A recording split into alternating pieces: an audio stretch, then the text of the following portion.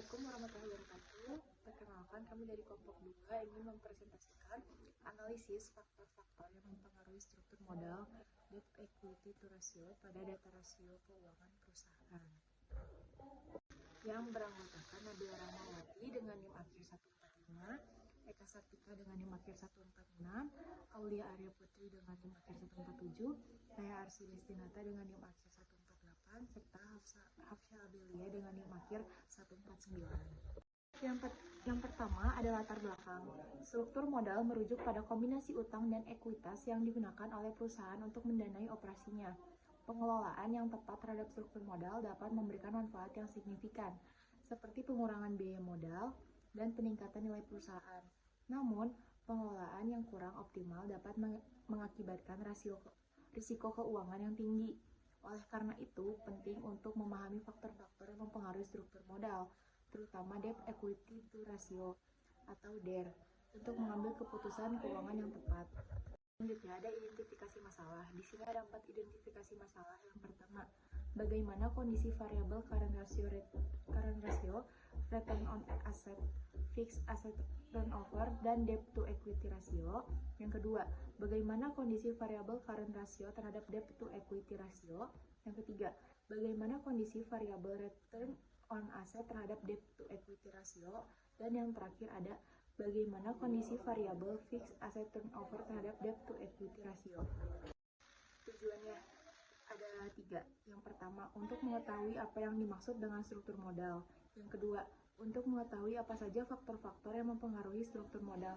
Dan yang ketiga ada untuk mengetahui hasil analisis pengaruh faktor-faktor terhadap struktur modal pada rasio keuangan pada keuangan perusahaan. Kerangka pemikiran yang pertama ada struktur modal. Struktur modal merupakan perbandingan antara hutang dengan modal sendiri yang dimiliki oleh perusahaan makanan dan minuman yang terdaftar di BEI tahun 2015 sampai dengan 2019. Pada penelitian ini, solvabilitas diukur dengan debt to equity ratio DER. Menurut Prihadi, rumus yang digunakan untuk mengukur DER adalah debt to equity ratio total hutang dibagi ekuitas dikali 100%. Yang kedua ada probabilitas.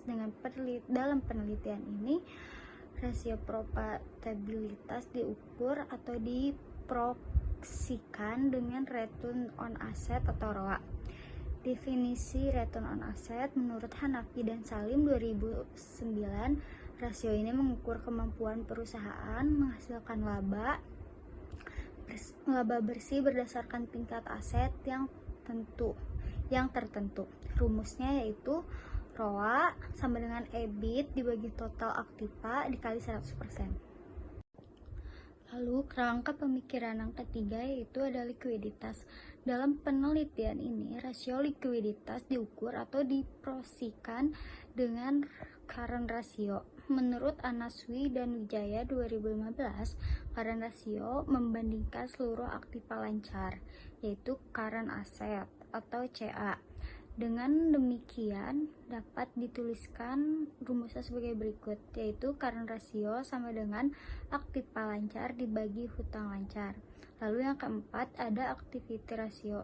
Rasio perputaran aset tetap atau fixed asset turnover merupakan rasio yang membandingkan antara penjualan bersih atau laporan laba rugi dengan aset tetap neraca yang dihitung selama periode tahunan. Rasio ini juga digunakan untuk mengukur seberapa baik tingkat efisiensi yang dimiliki suatu perusahaan untuk menghasilkan penjualan bersih dari investasi aset tetapnya.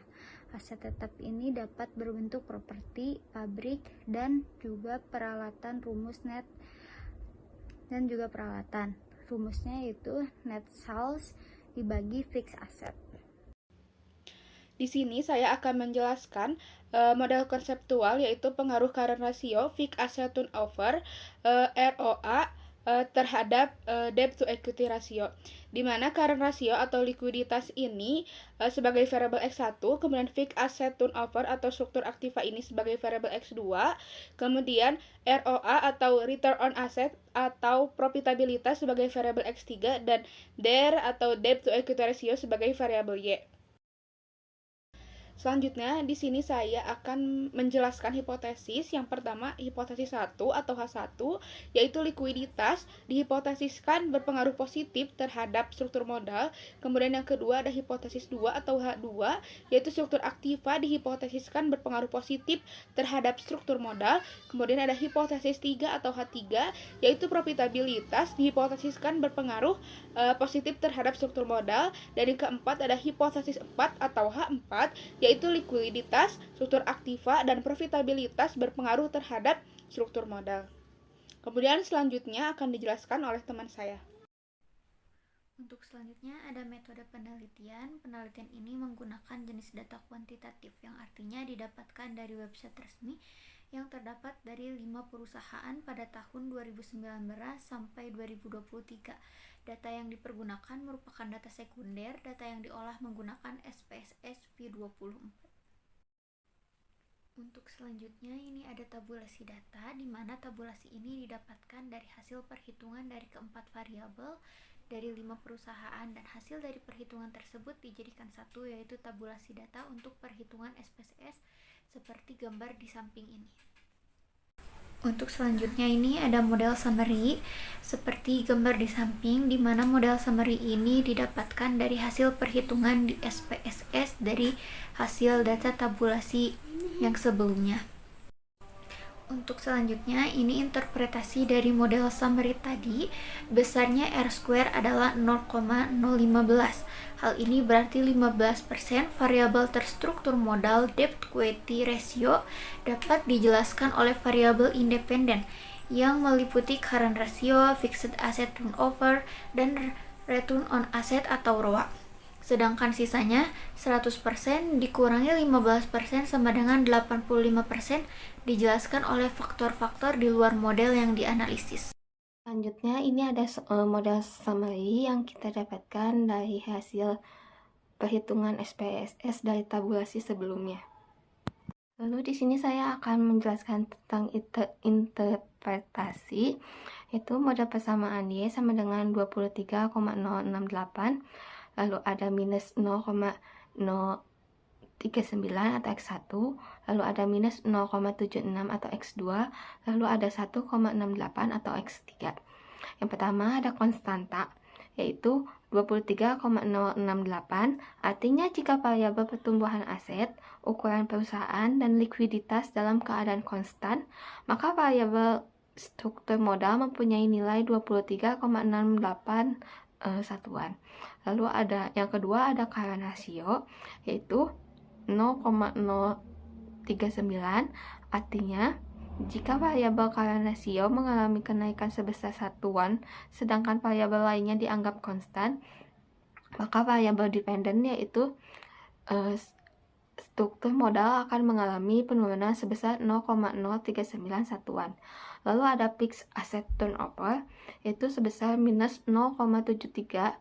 Artinya jika variabel fixed asset turnover mengalami kenaikan sebesar satu satuan, sedangkan variabel lainnya dianggap konstan, maka variabel dependen yaitu struktur modal akan mengalami penurunan sebesar 0,75 satuan.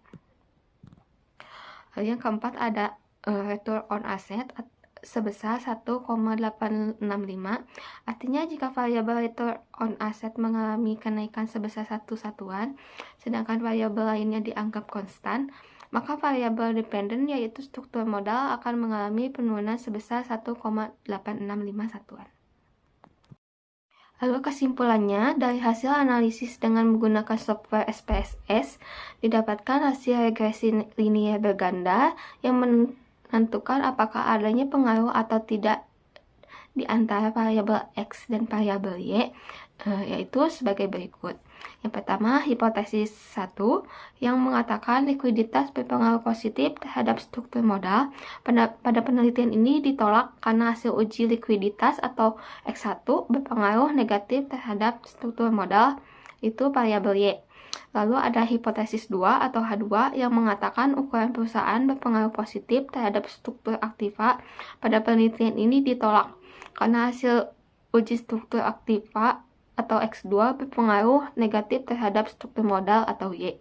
Lalu hipotesis 3 mengatakan profitabilitas berpengaruh positif terhadap struktur modal. Pada penelitian ini diterima karena hasil uji profitabilitas atau X3 berpengaruh positif terhadap struktur modal atau Y. Lalu ada hipotesis 4, secara simultan tidak terdapat pengaruh antara likuiditas menggunakan current ratio atau X1, struktur aktiva menggunakan fixed asset turnover atau X2, dan profitabilitas menggunakan return on asset atau ROA di variabel X3. Terdapat struktur modal debt equity ratio atau DER yaitu variabel Y.